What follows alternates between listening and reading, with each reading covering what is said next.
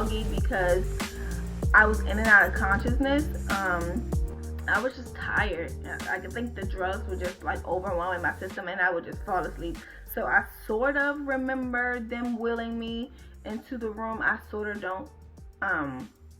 I do remember them wheeling and then telling Kevin, like, you know, hold on, we're gonna prep her or whatever. So they get me in there. They lay me back. They lift me from one bed to the other. They lay me back, and they give me an IV in this arm, and you can still see. Hey, hey, hey, hey, hey, hey. You got gas again? Okay. So you can still see the dot from this arm. They're like, this is just in case you have to get a transfusion. And I'm like, okay, that's fine. So they do that. Now this arm is out like this. This arm is out like that. I think once they did that, something happened. I got nauseous so bad. I think he gave me the Benadryl or something. I got nauseous so bad that I'm laying on my back and I'm like this because I know I can't sit like this and throw up. So I'm like, I'm about to throw up. But what happened was I sat up a little bit, and the OB, I guess he had started doing something on my stomach, and he's like, whoa, what's happening? And I was like, I gotta throw up. And so people are rushing around, and it had to be like 12 doctors in that room. People are rushing around. Somebody comes. Now, first of all, let me tell y'all, let me rewind. When the anesthesiologist came in there and gave me this thing, this man smelled amazing. He smelled like he was getting ready for Easter Sunday. He was an African guy, and he had on this cologne. And I said, oh my gosh, you smell great. And he said, that's epidural medicine. But this man smelled amazing. So I say that because while I'm throwing up or whatever, he comes in. No, they give me the nausea medicine, right? And she's like, it should be kicking in soon. It wasn't kicking in quick enough. Anesthesiologist walked in, and I said, oh my gosh. And he looks at me, he says, you miss me? And I said, yes. So then I say, I don't mean to be funny, but can I have the anesthesiologist? Can I smell the anesthesiologist? Because his smell makes my nausea go away. Everybody in the room bust out laughing. And I didn't mean to make a joke. And it wasn't because I was high on drugs. I was serious. Like, he was like, I'm going to stand in your head. And I was like, thank you. Like, his smell was so amazing. Because throughout my pregnancy, when I would throw up, I would have to have some, like, powder or something beside me because it would soothe my stomach. So he came, and he smelled amazing right on time. And then she put the nausea medicine in, and I was like, all right, fine. Now, at this point, I just want my husband. I just want Kevin to be in there because I'm, like, now a little nervous, and I don't want him to miss it. So after they prep me, Kevin comes in, he sits down, you could tell he's nervous, he got this like old crap face on or whatever. So I'm laying there, and they put the drape on, and you can't see nothing but my head. So I'm falling asleep, and Kevin's like, babe, you gotta keep your eyes open. And I was like, why? He said, I don't like the way you look. And I'm like, Kevin, I'm falling asleep. I'm not losing consciousness. I'm just going to sleep because my body is tired. Like, I'm just tired. So while they're prepping me, I'm just falling asleep, arms out like Jesus. I'm just sleeping. So I don't even know when they got started, how they got started. All I know is that Kevin basically saw the whole C-section because he said that they had like glass cabinets behind them, and the reflection of it, he could see everything. Two, he also said like the drape kept falling, so he was like right here, kind of at an angle, so he could kind of see around the drape. I think he has gas. He could kind of see around the drape. They cut me twice. I had to get a left and right and an up and down because of the fibroids. He burnt out a fibroid, and you can smell. It didn't smell like dead flesh, but you could smell something was like burning. So he kept saying, breathe out your mouth and not out your nose or something like that. I guess that's something that they had told him to do while I was asleep. There was this nice nurse who was basically there just to like keep me calm and talk to me and let me know what was going on step by step. So she was there. She was pretty cool. She was a distraction because she had these silly glasses. So she was really good. They couldn't get KJ out, and it got bad. I don't think I had to get a transfusion, but I definitely was like in and out, just chilling. Kevin was probably freaking out the whole time, but he said that it was so much blood that the doctor started from like the bottom of me and had to come to the top of me. But he said they cut me up and down too. My stomach was over, like up to like almost my chin. Basically, that's what Kevin said. They had it flipped up against my chest. And he had never, Kevin doesn't like blood at all. He doesn't even like me watching Grey's Anatomy. So this was a little different for him. The fibroids were squeezing KJ to the point where the doctor was literally cursing, trying to get him out, like shaking the table. All I'm just sitting there going like this.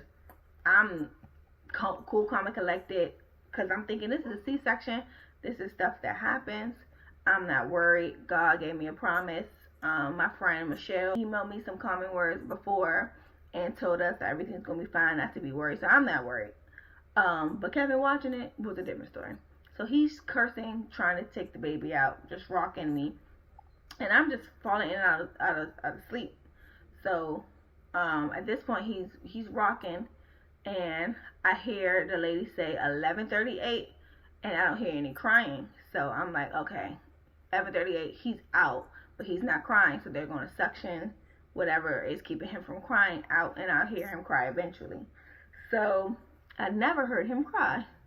And I wasn't worried, but I saw Kevin get up where they were working on him. Kevin got up and he took a picture and he came back, and Kevin had like started crying because he was like, man, this is messed up. And I kind of like wiped the tears from his face a little bit, like try to calm him down, whatever. I didn't see what he was seeing. So what he saw was this picture of KJ bruised all over his body because the fibroids were squeezing him. And I felt so bad, like, afterwards, because I'm like, y'all are thinking the umbilical cord.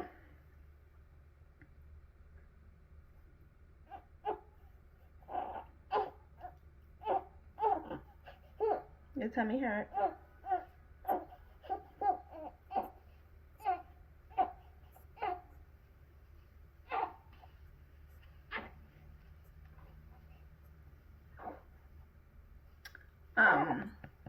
Yeah, I just felt bad because I'm like, y'all thinking it's an umbilical cord wrapped around his neck or something, and y'all not understanding that these 6 or 7 fibroids are squeezing him with every contraction.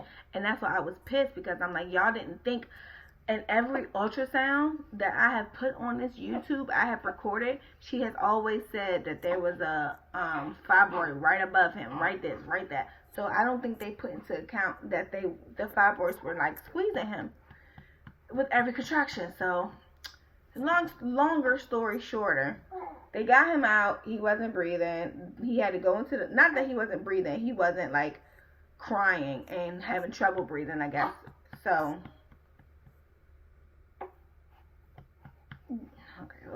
okay, so yeah, he was having trouble breathing, and they wound up taking him to the NICU. And then while they're stitching me up, I think Kevin was there the whole time. Yeah, Kevin was there the whole time. He was there watching them, letting them stitch me up and stuff. And I'm falling asleep and I wake up. The last time I fell asleep and I wake up, the nurse told me that, like, Kevin would say things and I would wake up. I have no clue what he would say. He said he would just say something just to make sure I wasn't dead, basically. I'm so sorry, but it's so funny to me because he's like trying to make sure I'm not dead, and I'm telling this boy I am asleep. So he would say something and my brain would automatically hear him talk, and I would wake back up. And then the nurse, the last thing she said to me was that they're stitching you up layer by layer, they'll be done soon, or blah blah blah, something like that. And then I felt me get like extra tight, so I was like, okay, he's taking his time, he's stitching me up. The last time I woke up, Kevin and the doctor are talking like they old friends, kikiing, just, yeah, man, this and that, blah blah blah blah blah. So they wound up waking me up. Okay, he's done. We're going to move you from this bed to this bed, and it's going to feel like you're being lifted up. Or like something she said. And Kevin is at the door. He's like, it's basically going to feel like a deflated air mattress. And they lift me up, and it was the weirdest thing because you don't feel anything, but you know you're moving. It was the weirdest feeling ever. It was like flying without moving.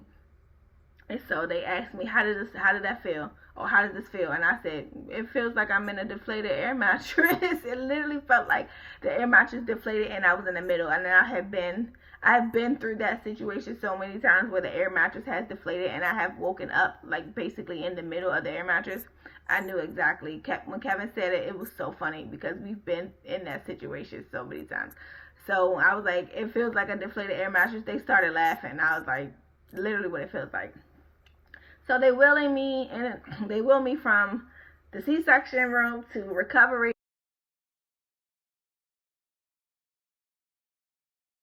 And I'm in and out, falling asleep, whatever. My voice is basically gone by the time I get to the C-section room. Kevin also said there was one point of the C-section where he moved his foot and it was like a glob of blood came out or whatever. And I think he said that the nurses were kind of frantic in there. I remember seeing like a lot of blue moving around while I was getting worked on. So I guess they were kind of panicking. I don't think I got a transfusion though. But anyway, they wheel me to recovery and he's in the NICU. So Kevin's like, hey, you know, his mom was already there, but his dad and his stepmom came and they wanted to, you know, he was going to go meet them. But they all got to meet him before I did. Kevin did show me the picture though. But I didn't get to like see his face or whatever. So I'm in the recovery room and I have no clue where I am because I fell asleep on the way there. And the nurse comes and she cleans me up, and she at one point asks me to like lift my hips, and this is like the epidural and everything is wearing off, so I'm able to feel my legs a little more. So she asked me to lift my hips, and she was like, oh, I didn't expect you to lift it all the way like that. And I was just like, I'm on medicine, I could barely feel pain at all. Actually, I haven't felt pain or nothing like that. I didn't feel pain till I got home.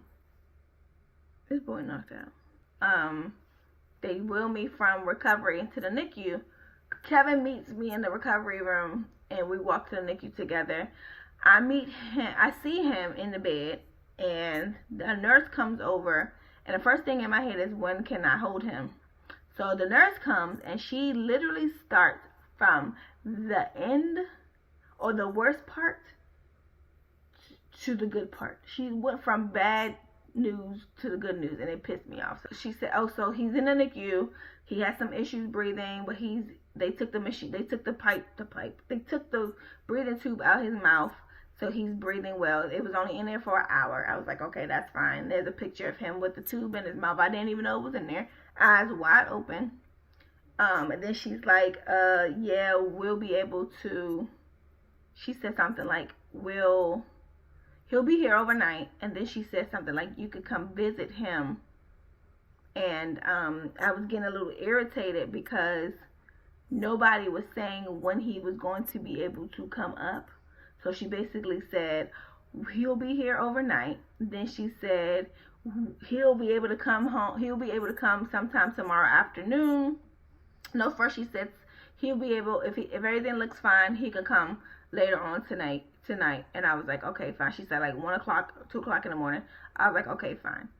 And then she says, so like Kevin's just like, yeah, because you know you want to make sure he's fine, and yada yada yada. And I'm getting a little like mama bearish because I'm like, that's fine. I want to know when he can come up. Like I haven't seen him, held him yet. He's still in a little bit.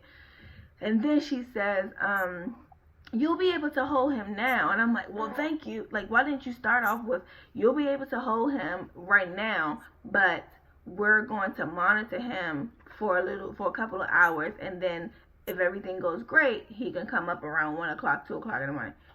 She didn't say it like that. So I'm over here like irritated because everybody else has seen him and I haven't, because they sent me the pictures and stuff.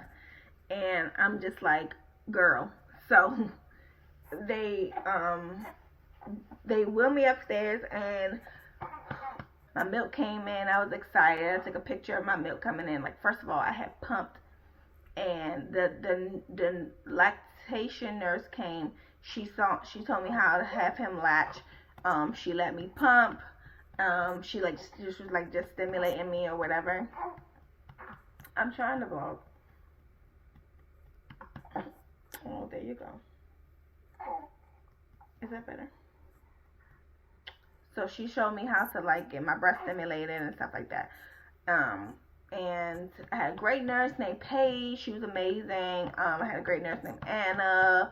There was another nurse. I'm trying to remember her name. I think it's Patricia or something like that. She was great.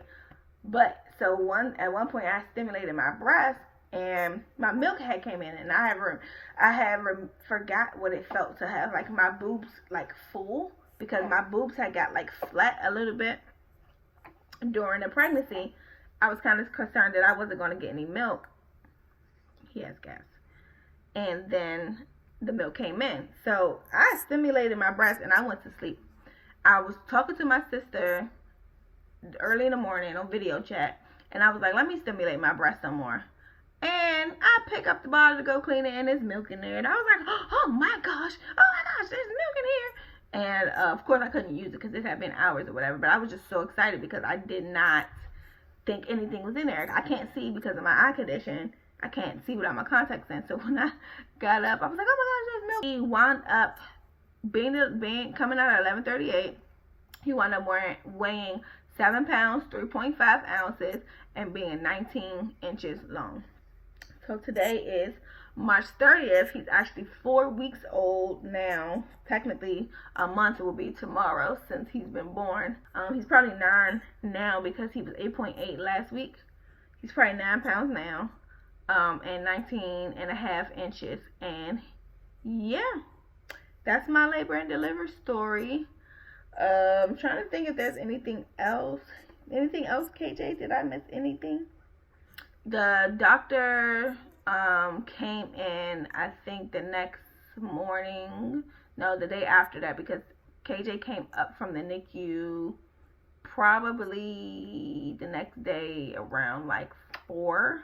I actually went to go see him at 1 o'clock in the morning, and as I go down there, he had just had a bottle or something, and he was all nice and swaddled, but he was choking on some milk. So I hopped up out the wheelchair. Of course, I didn't feel anything because of the medicine. And I picked him up and started wiping his mouth, and it happened again the second time I went down there. Now, the second time I went down there, they were like, oh, we were about to bring him up, because I was getting irritated because the girl told me, so basically he had to stay because some type of test came back, and something was low, so he had to stay again. And then I went to go see him. She had told me he was gonna come upstairs around like 2. It was like 3, 4 o'clock now. So I was like, bump it. I'm calling transportation. They're gonna take me down there to see him. And so they took me down. They were like, oh, we were about to go bring him up. And I was just like, I don't care what y'all about to do. I'm about to come see him now. So I sat with him for maybe 10, 15, 20 minutes. And then they wheeled me upstairs and took him to the nursery, made sure he was fine to come into the room with me. And he finally came around in the room with me at like 4 o'clock. The doctor, my OB, came in the next day, and I had told him I thought he was some random doctor. And he was like, no, girl, I'm a part of the team. And I was like, oh, I didn't know that. I've only met certain people from the team. And he was like, yeah, I work in the hospital doctor's office. And I was like, oh, because I'm used to going to the other location. So he was really nice. He came in there. He checked on KJ. Like, looked at him. He was just like, yeah, this was the hardest delivery ever. And he like took his mask off, and he was just like, I'm glad everything is okay. There were some complications. He was like, your husband was really, he said, your husband saw the whole thing. He was like, your husband's a cool dude. He's a good dude. Good man. I healed nicely. The stitches looked great. What else? That I was recovering nicely. I was up and walking quicker than people thought I actually was going to walk. I recovered nicely, and then I went for my 2-week checkup. Same day I got him circumcised. So he got circumcised 2 weeks after he was born. I was a mess. I was in tears. I was crying. when I had to give him up, thankfully my OB did his surgery. Like, another OB did his surgery. The first one I met, she did his surgery. I gave him to her, and I was in tears. Then he came back probably like 15 minutes, probably about 15 minutes after he had the circumcision. He came back, and his eyes was just wide open.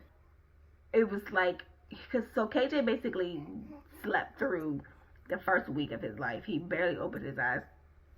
So for him to have his eyes open like that, I felt so bad. I was like, what did I do to you? I want to reverse time. But he healed great. It was very hard the first week, just crying. Being a mom now, you're now responsible for somebody. I always grew up, and my nose keeps itching, but I grew up always just having a fear that something bad was going to happen to people that I love. So that fear kind of grew with like the first couple of weeks. Hi. I had to turn my fears over to God, because I couldn't sleep. Sometimes I'd just be crying, rubbing his head, just, nervous that anything can happen to him or Kevin or just anybody in my family, honestly. And that could be a part of postpartum, but it wasn't so bad to where I just, was like, I've heard people's postpartum being really, really bad. Mine wasn't that bad. If I did have postpartum. But every now and then I just get a little sad. Fear overcomes me, and I have to give it to God and just say, you know what, God, if something bad is to happen to somebody in my life, the best thing that can happen to them in death is salvation. So that's the only thing that's really kind of just making me feel some type of way. Like, I don't want anybody that I know to die in sin. If they do pass, I pray they pass and go to heaven. He had his checkups. He's doing good. I had to take some iron pills because of the blood loss, and I kind of felt woozy sometimes in the hospital, but not all the time. I haven't felt woozy in a while, but they gave him vitamin D, because you don't get vitamin D through breast milk. You're hurting me, and I need to cut your nails. I guess you guys could see KJ. You want to say hi?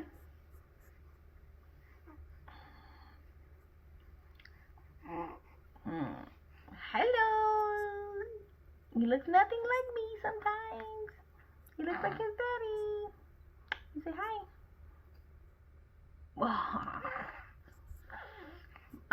Yeah, I think that's basically it. It's been an hour telling this story, and I don't even know if that's all of the story, honestly. The epidural kind of still, I can feel a little bit of back pain sometimes when I bend over.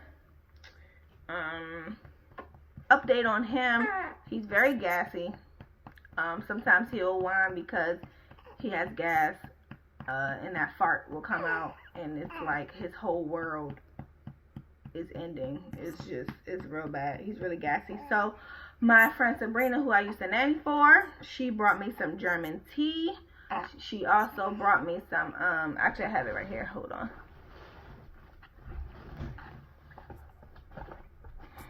She brought me this tea that, bless you, she used to give to her daughter Bella and her son Gabriel when I was their nanny. And she says it works good for their digestive system, and it really did. There was a baby that I was nannying who was overfed, and he was constipated.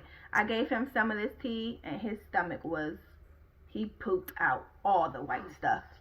His stomach was so messed up. So I know that it works. So I'll be giving him some of that. She also gave me some mother's milk tea to help with the breast milk. My breast milk did get depleted once, and that was kind of sad because I thought that we would have to have him on formula. But the day that we gave him formula, my milk came back up. So I have to remember to stay hydrated, and I also have to remember to drink that tea every once in a while.